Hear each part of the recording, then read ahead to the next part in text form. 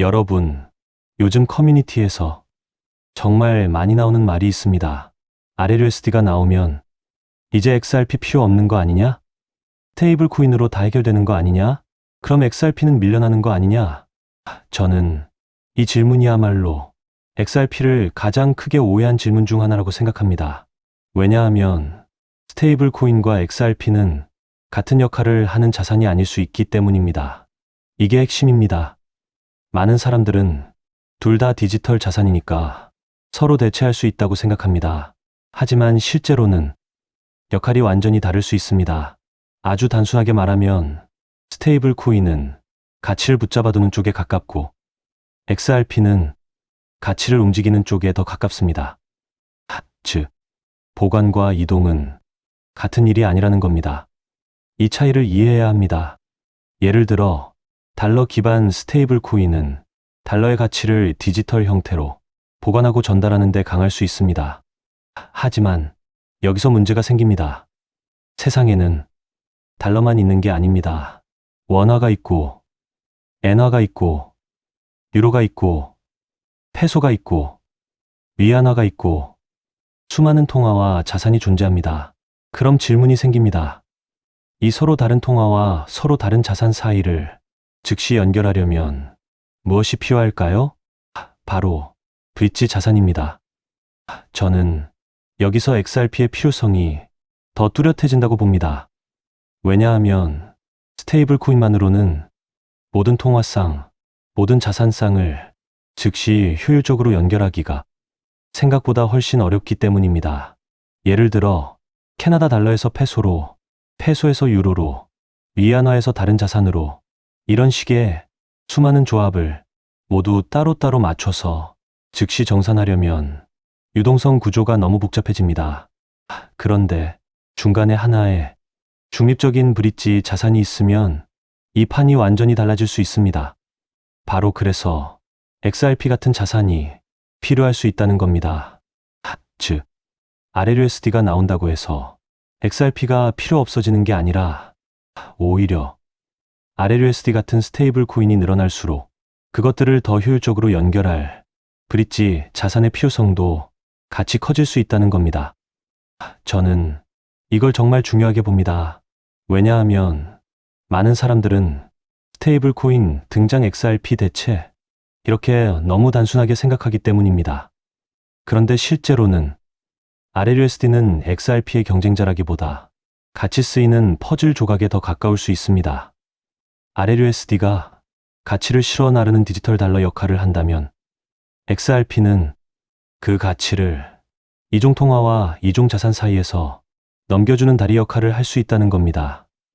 그리고 XRPL이 가진 오더북, DEX, AEMM, 멀티옵 패스파인딩, 인터레저 구조까지 같이 보면 이건 단순한 스테이블 코인 네트워크보다 훨씬 더 깊은 정산 구조로 볼 수 있습니다. 즉, XRP는 그냥 코인 하나가 아니라 이 전체 구조를 연결하는 유동성 레이어처럼 봐야 할 수 있다는 겁니다. 여기서 클래리티 법안 이야기도 같이 나옵니다. 많은 사람들은 클래리티 법안이 통과돼야만 모든 게 시작된다고 생각합니다. 물론 중요합니다. 아주 중요합니다. 통과되면 속도는 훨씬 빨라질 수 있습니다. 은행도 움직이기 쉬워지고 기관 자금도 들어오기 쉬워지고 규제 불확실성도 줄어들 수 있습니다. 하지만 저는 그게 XRP 존재 이유 자체를 만드는 건 아니라고 봅니다. 이게 중요합니다. 왜냐하면 XRP가 필요한 이유는 단순히 법이 생겨서가 아니라 글로벌 유동성 문제와 국경 간 가치 이동 문제, 그리고 지금 금융 시스템의 비효율 자체 때문이기 때문입니다. 즉, 클래리티 법안은 가속 장치일 수는 있어도 XRP 필요성의 출발점은 아닐 수 있다는 겁니다. 저는 오히려 더 큰 문제는 전 세계가 안고 있는 유동성 문제라고 생각합니다. 수년 동안 중앙은행은 돈을 풀고 금리를 조정하고 문제를 미루고 또 미루면서 계속 시간을 벌어왔습니다. 하지만 그렇게 미뤄온 문제는 언젠가 더 크게 돌아오기 마련입니다. 그리고 바로 그런 구조에서 온디맨드 리퀴디티, 즉 필요할 때 즉시 유동성을 공급하는 자산의 중요성이 점점 더 커질 수 있습니다. 저는 XRP가 바로 그 문제를 겨냥한 자산일 수 있다고 봅니다. 그래서 RLUSD가 생겨도 XRP는 필요할 수 있고, 클래리티 법안이 늦어져도 XRP는 필요할 수 있고, 오히려 글로벌 유동성 위기가 더 심해질수록 XRP 같은 브릿지 자산의 필요성은 더 커질 수 있다는 겁니다. 결국 중요한 건 디지털 자산 몇 개가 경쟁하느냐가 아니라 어떤 자산이 실제로 이 복잡한 글로벌 가치 이동을 가장 효율적으로 연결할 수 있느냐입니다. 그리고 저는 그 질문 안에서 XRP는 여전히 아주 강한 답 중 하나라고 생각합니다. 여기에 더해 또 중요한 내용, SEC 소송이 사실상 완전 종식되었습니다. 이 소송이 끝난다는 것은 단순한 사건 종료가 아닙니다. 리플 채택이 본격적으로 증가할 수 있는 출발점이 된다는 의미입니다. 그렇게 되면 리플의 파트너사들, 특히 금융권에서 리플 시스템을 도입하는 흐름이 마치 밀물처럼 빠르게 확대될 가능성이 있습니다. 여기서 한 가지 생각해 볼 질문이 있습니다. 금융권이 정말 리플을 채택하기 시작하면 어떤 변화가 일어날까요? 그런데 금융권의 요구는 생각보다 단순하지 않습니다. 국가마다 규제가 다르고 지역마다 금융 환경이 다르기 때문입니다. 이러한 다양한 요구를 하나하나 대응하려면 리플 역시 지금보다 훨씬 높은 확장성을 확보해야 합니다. 그래서 자연스럽게 리플에게도 레이어2라는 개념이 굉장히 중요한 요소로 떠오르게 됩니다. 리플 레저를 활용하면 국가와 국가 사이에서 자산을 이동시키는 것이 가능해집니다. 그리고 그 자산 이동 기록은 모두 리플 레저 원장에 투명하게 기록됩니다. 여기서 또 하나 궁금해집니다. 이 시스템이 실제 금융권에서 사용된다면 얼마나 많은 자산이 이동하게 될까요? 리플 레저를 통해 이동할 수 있는 자산은 단순히 암호화폐만을 의미하지 않습니다. 디지털 자산은 물론이고 앞으로 시작될 전 세계 은행들의 현금 자산까지도 이 시스템을 통해 이동할 수 있습니다. 이처럼 XRP가 글로벌 금융기업들과 사업을 확장해 나가기 위해서는 반드시 필요한 구조가 있습니다. 그것이 바로 레이어2입니다.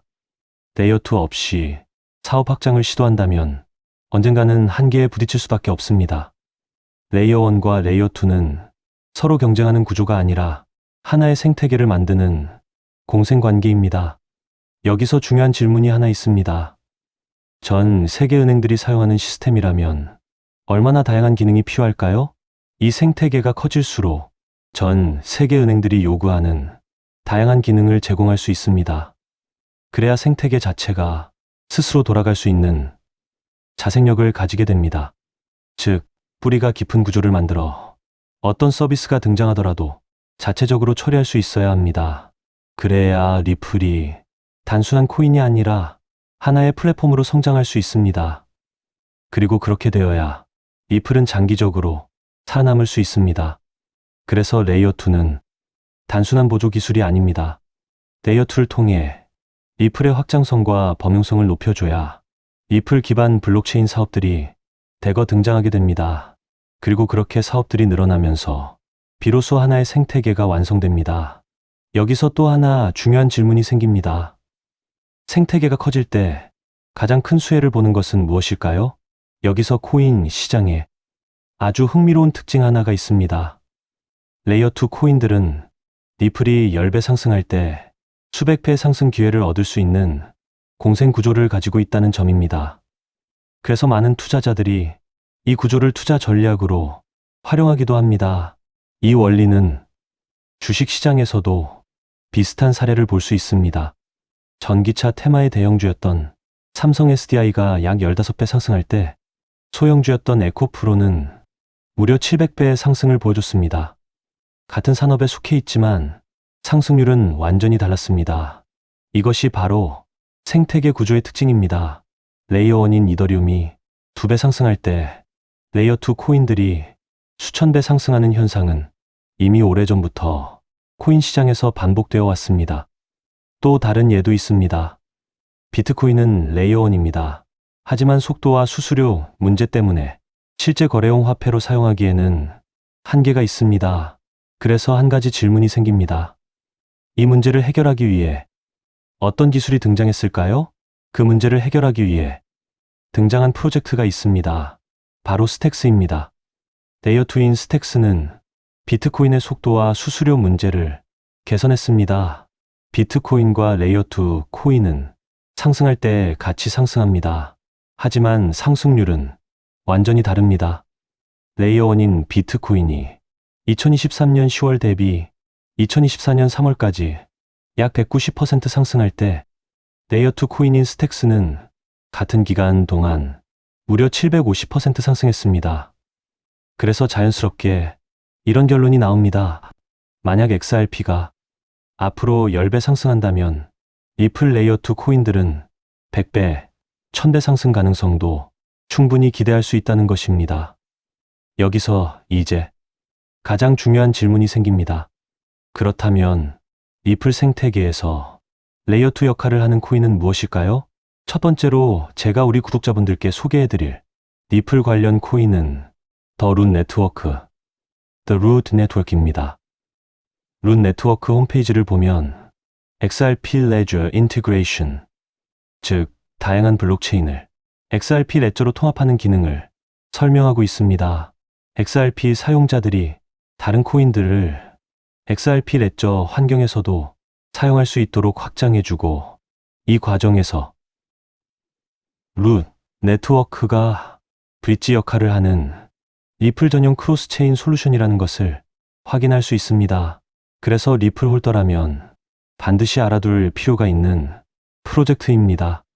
또 하나 중요한 특징이 있습니다. 바로 블록 리워드입니다.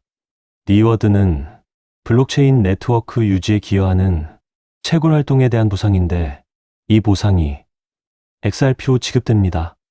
즉, 룬 네트워크의 기축, 통화가 XRP라는 의미입니다. 더 룬 네트워크는 XRP 확장을 위한 역할을 하지만 이더리움의 EVM 구조를 기반으로 레이어 1을 개발한 프로젝트이기 때문에 직접적으로 XRP 체인을 사용하지 않는다는 한계도 존재합니다. 하지만 지금 소개하고 있는 이 코인은 리플 블록체인에서 개발된 유일한 레이어 2 프로젝트입니다. 그래서 향후 XRP가 10배 상승한다면 이 코인은 100배, 1000배 상승 가능성도 충분히 기대해 볼 수 있습니다. 여기서 많은 분들이 이 질문을 하실 수 있습니다.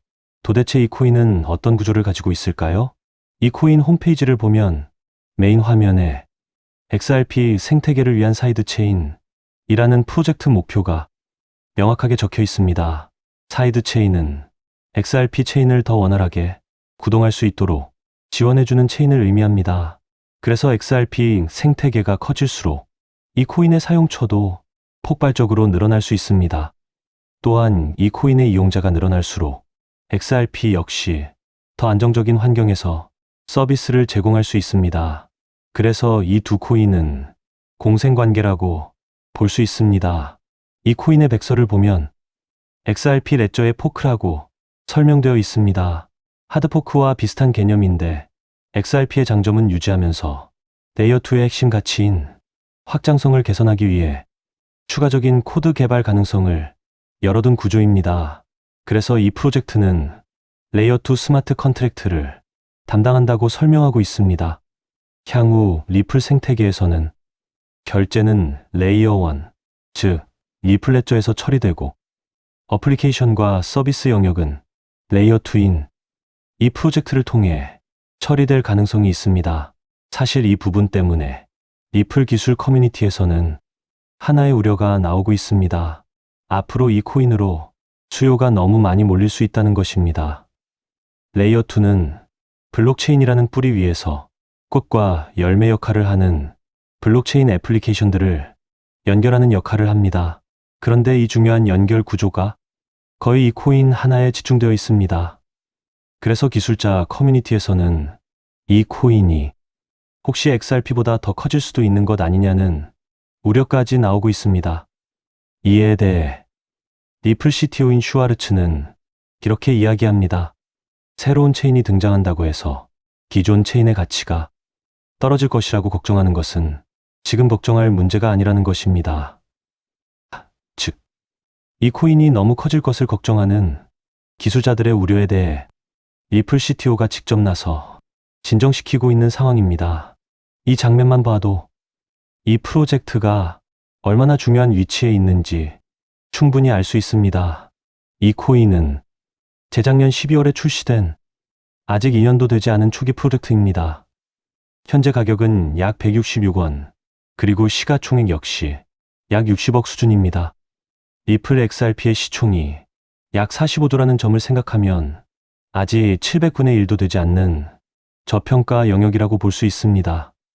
또한 전체 물량의 98% 이상이 이미 유통되어 있기 때문에 개발팀의 물량 언락으로 인한 추가 하락 위험도 크게 걱정할 필요는 없습니다. 이 코인은 리플과 직접 연결되어 앞으로 리플 생태계에서 핵심 역할을 맡게 될 가능성이 있습니다. 그래서 리플 CTO의 집중적인 관리도 받고 있습니다. 그런데 아직까지 저평가 상태인 이유가 있습니다. 리플사가 이 프로젝트에 직접 깊게 관여하고 있음에도 아직 공개적으로 크게 드러내지 않고 있기 때문입니다. 리플의 SEC 소송이 사실상 완전히 끝나 이제 금융권 사업 확장이 전략적으로 시작될 수 있습니다. 그 시점이 되면 이 코인은 폭발적인 움직임을 보일 수 있습니다. 그래서 지금은 리플 네트워크 내부 거래 정도로만 조심스럽게 운영되고 있는 것으로 추정됩니다. SEC 소송이 사실상 종식되어 리플 채택은 곧바로 확대될 가능성이 매우 높습니다. 그에 따라 금융권의 리플 시스템 도입 역시 확장됩니다. 하지만 금융권의 요구는 국가와 지역마다 매우 다양합니다. 그래서 이런 요구에 하나하나 대응하려면 리플은 반드시 더 높은 확장성을 확보해야 합니다. 그래서 바로 이 코인이 등장한 것입니다. 리플 생태계 확장을 가능하게 만드는 핵심 구조이기 때문에 기술자 커뮤니티에서는 오히려 이 코인이 너무 크게 성장할 가능성을 우려하고 있는 것입니다. 코인마켓캡의 커뮤니티 투표 결과에서도 무려 96%나 되는 사람들이 이 코인의 폭등에 투표한 것을 볼 수 있죠. 리플 XRP의 성장과 함께 수백, 수천 배 동반 성장할 이 코인 정보를 저희 구독자 여러분들께만 무료로 공유해 드리려고 합니다. 딱 10만 원이면 됩니다. 많은 돈도 필요 없습니다. 단 10만 원만 묻어두셔도 올해 인생의 방향을 바꿀 수 있는 코인입니다. 그런데 왜 지금 이 자리에서 이름을 바로 공개하지 않느냐고요? 이유는 단순합니다. 유튜브에서 이름이 공개되는 순간 세력들이 바로 움직입니다. 가격을 흔들고 판을 들이습니다. 그리고 뉴스가 나오고 사람들이 몰리기 시작하면 그때는 이미 늦습니다. 이 시장은 정보가 퍼진 뒤에 사는 사람이 아니라 퍼지기 전에 움직인 사람이 가져가는 구조입니다. 결국 선점이 전부입니다. 이건 단순히 좋은 코인을 찾는 문제가 아닙니다. 지금 시장에서 2026년을 버티기 위한 필수 선택에 가깝습니다. 최근 시장 하락으로 원금 손실이 컸던 분들 많으시죠? 이 코인은 그런 분들도 한 번에 만회할 수 있는 가능성이 있는 구간에 있습니다. 그래서 저는 아무에게나 공개하지 않습니다. 저를 믿고 설문에 참여해 주시는 구독자분들께만 이익은 코인의 이름, 진입 구간, 그리고 목표 가격까지 모두 공유드리겠습니다. 당연히 저는 10원도 요구하지 않고 무료로 우리 구독자분들께만 공유해 드릴 겁니다. 왜 돈도 안 받고 이런 정보를 알려주냐고 하시면 제 유튜브 채널 좀 키워보고 싶어서가 다여서 구독과 좋아요 한 번씩만 부탁드리겠습니다. 방법은 간단합니다. 제가 아래 설명란에 구글 폼 링크 하나를 달아놓겠습니다. 이 링크는 여기 설명 보기를 클릭하시면 볼 수가 있는데요. 이 구글 폼 링크를 눌러보시면 이러한 창이 뜰 겁니다. 그러면 여기 구독자께만 드려요에 체크를 해주신 다음 리플 레이어2 코인 정보를 공유받으실 연락처를 자세히 적어 주신 다음에 여기에 있는 제출을 눌러주시면 저에게 이 구글 폼이 날아오게 됩니다. 그러면 제가 이 구글 폼을 확인하자마자 적어주신 연락처로 연락드려서 제가 구독자인지 확인만 간단히 빠르게 한 다음 아까 말씀드린 리플 레이어2 코인 정보를 바로 공유해 드리도록 하겠습니다. 이 코인이 아마 2026년의 졸업 코인으로 이름을 올리게 될 수도 있을 겁니다. 최근 원금 손실이 컸던 분들도 한 번에 만회하고도 남을 수 있으니 최대한 서둘러 준비하셔서 제대로 된 수익을 만들어 보셨으면 합니다. 우리 구독자 여러분 힘내시고 긴 영상 끝까지 시청해 주셔서 감사드리며 마지막으로 구독과 좋아요 한 번씩 부탁드리면서 마무리하겠습니다. 끝까지 시청해 주셔서 감사합니다.